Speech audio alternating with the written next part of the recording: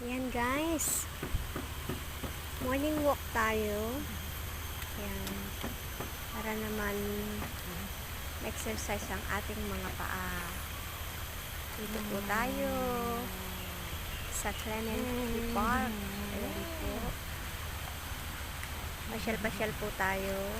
Ayan, ito lang po ang ilan sa mga magandang tanawin dito.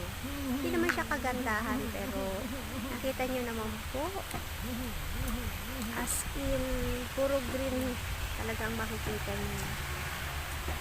Dito po kasi mahalaga ang pagtatanim. Ayan po, nakita nyo maraming puno. Ayan po. So, talagang very important po dito ang puno. Ayan, isa po yan, maganda din po yan ang ating waterfalls.